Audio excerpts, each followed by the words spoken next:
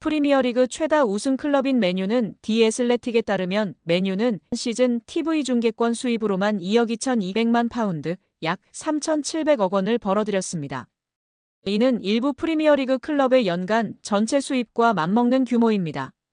아디다스와의 스폰서십 계약도 2035년까지 연간 9천만 파운드 약 1,500억 원을 지급하는 장기 계약을 맺고 있습니다. 다만 강등 시 금액을 50% 삭감하는 조항이 포함돼 있습니다.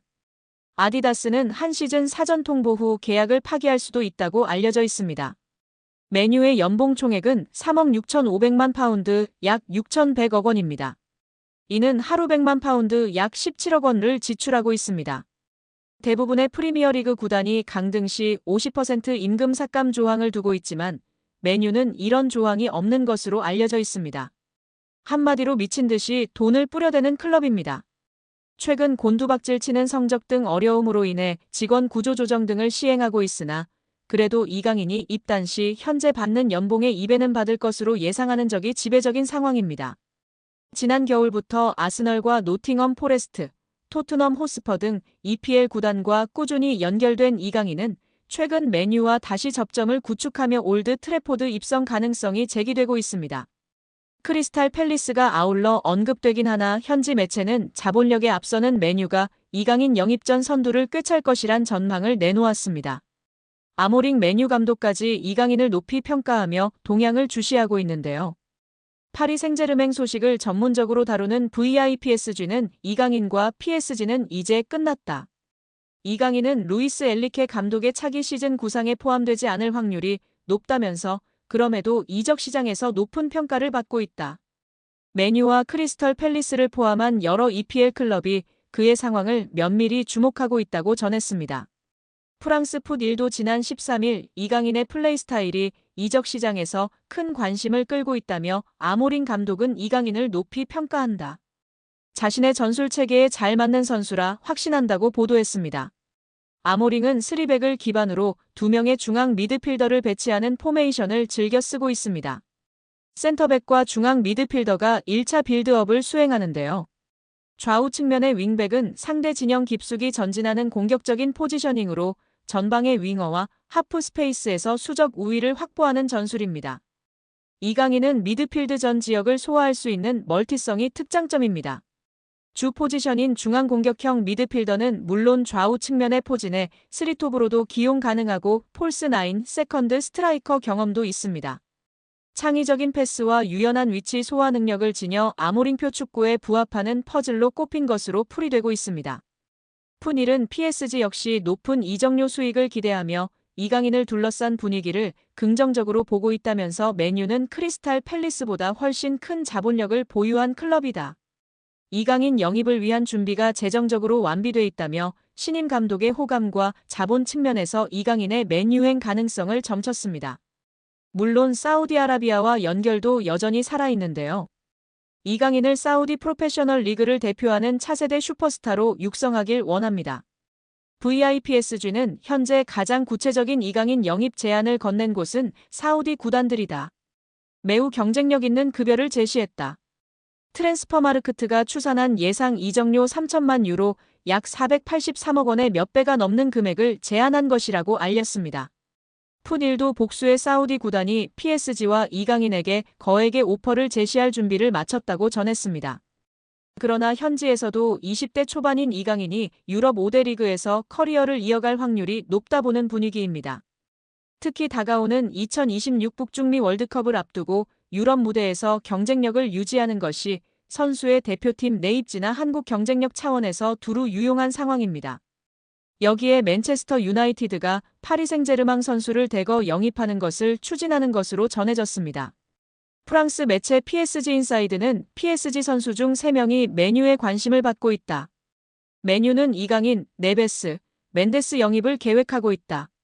PSG가 챔피언스리그에서 선보인 경기력으로 인해 맨유는 PSG 선수들에게 관심을 가지고 있다고 전했습니다. 프랑스 매체 버풋볼 클럽은 21일 맨유 영입설이 있는 선수 중 멘데스는 PSG와 재계약 협상 중 맨유가 자신에게 관심을 보이자 맨유의 관심을 이용해 PSG에 더 높은 급여를 요구하기도 했다. 멘데스는 지난 2월 PSG와 계약을 연장했고 1년 연장 옵션을 포함해 2030년까지 5년 재계약을 체결했다. 맨유는 멘데스와 PSG의 재계약에도 불구하고 멘데스 영입을 포기하지 않을 것이라고 언급했습니다. 이 매체는 PSG는 맨유가 영입을 원하는 3명의 선수 중에서 올 여름 이적 시장에선 이강인만 이적 가능하다는 뜻을 나타냈다. 멘데스와 네베스에 대해 PSG 경영진은 이적 불가라고 전했다고 덧붙였습니다. 이강인은 최근 맨유 이적설이 꾸준히 언급됐는데요. 다만 이강인은 다양한 이적설에도 불구하고 올 시즌 종료 이후에도 PSG에 잔류할 가능성도 주목받고 있습니다. 프랑스 매체 르파리지앵은 PSG의 캄포스 단장은 이강인과의 재계약을 자신의 우선순위 중 하나로 삼았다. 이강인은 2028년 6월까지 PSG와 계약 기간을 맺고 있다며 시장 가치 3천만 유로로 평가받는 이강인 영입을 원하는 클럽은 넘쳐난다. 프리미어리그의 맨체스터 유나이티드와 크리스탈 팰리스가 이강인 영입을 위해 움직일 수도 있다고 언급했습니다. 여기에 뉴캐슬이 김민재와 이강인을 동시에 주목하고 있다고 알려지며 화제입니다. 김민재는 여름 이적 시장이 다가오는 가운데 이적설에 휩싸였습니다. 아킬레스건 부상을 당했음에도 온전히 회복을 하지 못하며 계속해서 경기를 뛰면서 점차 경기력이 떨어졌고 자연스레 이적 가능성이 전해졌습니다. 독일 FCB 차이퉁은 첼시뿐 아니라 뉴캐슬과 유벤투스도 김민재를 주시하고 있다고 설명했습니다. 특히 글로벌 매체 포포투는 24일 뉴캐슬은 김민재의 에이전트와 구체적인 대화를 나눴다. 뮌헨은 적절한 금액이 제시되면 김민재와 이별할 것이다라고 전했습니다. 매체에 따르면 뮌헨은 김민재의 몸값으로 5,500만 유로 약 890억 원에서 6천만 유로 약 970억 원을 요구하고 있습니다. 뉴캐슬의 김민재 영입설이 더욱 흥미로운 이유는 이강인에게도 관심을 보이기 때문인데요. 이강인도 김민재와 마찬가지로 이적 가능성이 계속해서 전해지고 있습니다.